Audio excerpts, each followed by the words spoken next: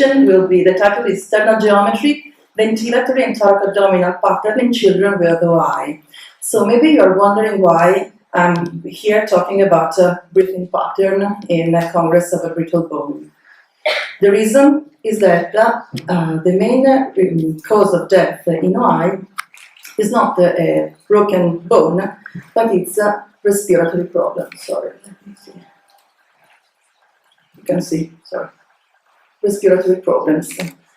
And in spite of this fact, in the literature there are very few papers, one of which is the one that we published in 2012 on OI patients, in which we show how type 3 OI patients are characterized by pectus carinatum, by rapid and shallow breathing, and by a paradoxical inward thoracic movement. That is, during inspiration, that is, you can see the gray area, the upper part of the thorax move inward instead of expanding. On the other hand, type 4 patients had a flat chest and they don't have a paradoxical movement like the healthy controls. And so we concluded that the restrictive pattern in OI is closely related to the severity of the disease and particularly to sternal deformity. But as you can see, the first 10 years of life in OI type 3 seems to be very crucial. In fact, after that, the expectancy of life is almost normal. For this reason, we repeated the same study on children younger than the age of 10 in order to see if a similar pattern found in ODOT is present since childhood. And we use the same technique used for an ODOT because it is non-invasive and non-volitional. It means that it does not require any specific collaboration, and so it's perfectly suitable for children. This is called optoelectronic plethysmography, which is based on infrared light and passive reflective markers put on the chest wall of the subject. The system recognizes the position of each marker, from which we can derive any kind of geometrical information in terms of distance, perimeters, areas, volumes, angles, and so on. Moreover, the system also allows to compute the volume variation enclosed by all the markers, so the volume variations of the chest wall, which parallel the volume variation of the lung, but also how it is distributed between the upper part of the thorax, the lower part of the thorax, and the abdomen.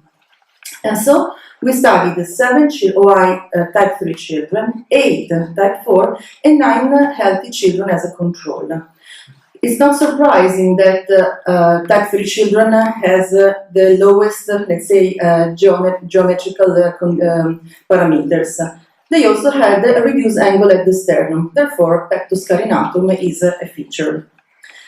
Type 3 children, in order to guarantee a normal ventilation, to ventilate normally the lung, they do it by breathing with a very high frequency and a lower tidal volume, so the amount of air entering in the lung. And this tidal volume, reduce of tidal volume, was entirely due to a reduced contribution of the upper part of the thorax, and is compensated by the abdomen. So they breathe mainly with the abdomen, so with the diaphragm. I want you to notice that the contribution is reduced, but it's never negative. That means that there is not a paradoxical movement in childhood. On the contrary, that's what we found in adulthood. So we have concluded that an altered breathing pattern in OI type 3 is present since childhood and is characterized by rapid and shallow breathing associated to a poor contribution of ribcage muscles compensated by the diaphragm. But although pectus carinatum is congenital, there is not a paradoxical thoracoabdominal movement. And again, type 4 children almost behaved like healthy peers. But there's a but. 5 of the type 3 patients have been seen longitudinally during their normal visit. You can see here that, so here, this is the span age. So you can see that while the pectus carinatum, so the angle at the sternum, does not change with growth, and it's always inside this the range found in adult, so this red area. Look what happened to the contribution of the upper part of the thorax. We know that they started immediately below the healthy peers, the gray area, but then it almost linearly declined towards negative values and so approaching the range found in adult. So this means the negative value, so it means that the paradoxical inspiratory movement starts. And so this is just a sort of a speculation. So the paradoxical movement is not just a consequence of the presence of pectus carinatum. We think that it's a combination of different events, particularly of the disuse or the altered action of the inspirator of the intercostal muscles, whose geometry is altered because of the pectus carinatum, whose action is also hindered by the fact that the scaffolding, so the chest, the ribs, are soft, of course.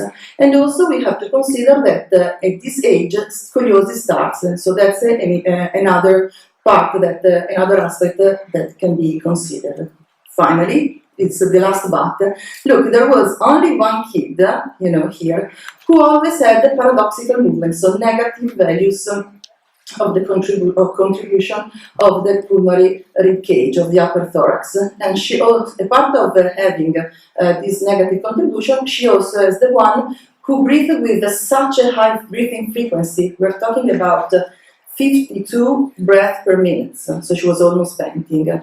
Why is this important, interesting? Because she was the only kid who died at the age of 9. So I know that this can be just considered a case report, so we need more data. But it's not so, it's reasonable to postulate that the presence of tachypnea and paradoxical movement during breathing, which are all detected, both detected by naked eyes. We don't want just to quantify, just to see yes or no. They can be important indicators of possible ventilatory deficiency for these kids, and therefore maybe you should be take care if in case of tachypnea and paradoxical movement in children younger than the age of 10, and maybe you can help them with ventilatory support. But again, this is just a speculation. I'm not.